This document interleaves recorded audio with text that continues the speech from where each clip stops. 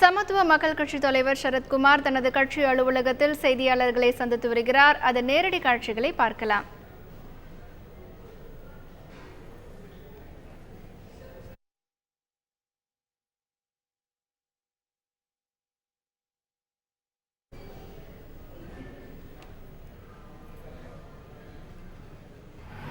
அண்மையில் காங்கிரஸ் கட்சியின் சார்பில் நடைபெற்ற வள்ளுவர் கூட்டத்தில் நடைபெற்ற மதுவிலக்கு பூர்ண மதுவிலக்கு அமல்படுத்த வேண்டும் என்ற கோரிக்கையின் அடிப்படையில் நடந்த ஆர்ப்பாட்டத்தில் EVKS இளங்கோவன் தரக்குறைவாக பேசியது வன்மையாக சமத்துவ மக்கள் கட்சி சார்பாக நாங்கள் வன்மையாக கண்டிக்கின்றோம்.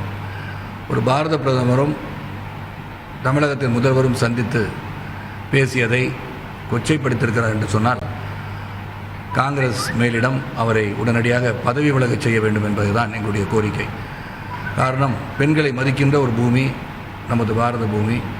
அதில் பெண்களுக்கென்று தனி மரியாதை கொடுக்க வேண்டும் என்று பேசிக்கொண்டிருக்கின்ற சூழ்நிலையிலே, பெண்களுக்கு இடஒதுக்கீடு செய்ய வேண்டிய சூழ்நிலையில், அவர்களுக்கென்று தனி மரியாதை இருக்கின்ற சூழலில் நாம் சென்று கொண்டிருக்கும் போது தரக்குறைவாக ஒரு மாநில தலைவராக, ஒரு இயக்கத்தின் மாநில தலைவர் இருந்து கொண்டிருப்பவர் பிரதமர் மந்திரியும் முதலமைச்சர்கள் சந்திப்பதை தவறான கருத்தோடு பேசியிருப்பது வன்மையாக கண்டிக்கத்தக்கது. இது மற்றவர்கள் என்ன நினைக்கிறார் என்று தெரியவில்லை. மற்ற கட்சியினரெல்லாம் இதை அவருடைய உருவமை எரித்ததை பற்றி பேசிக் கொண்டிருக்கிறார்கள் ஒழிய அவர் பேசியதை அவர்கள் கண்டித்ததாக தெரியவில்லை. ஏனென்றால் திராவிட முன்னேற்ற கழகத்தை பொறுத்தவரை ஏற்கனவே இந்திரா காந்தி அவர்கள் மதுரைக்கு வந்திருந்த போது அவர்களுக்கு கல்லெறியப்பட்டு கருப்பு கொடி காட்டப்பட்டு கல்லெறியப்பட்ட போது ஒரு சம்பவத்தின் போது கூட அவர் கொச்சைப்படுத்தி பேசியதெல்லாம் நான் நினைவு கூற விரும்புகிறேன். ஆக அப்பொழுது காங்கிரஸ் கொதித்தெழுந்தனர். தற்போது தமிழகத்தின் முதலமைச்சர் மாண்புமிகு முதலமைச்சர் புரட்சித் தலைவி அவர்கள் சிறப்பாக ஆட்சி புரிந்து கொண்டிருப்பவர். அவர்களை சந்தித்ததை கொச்சைப்படுத்துவதை வன்மையாக கண்டிப்பது.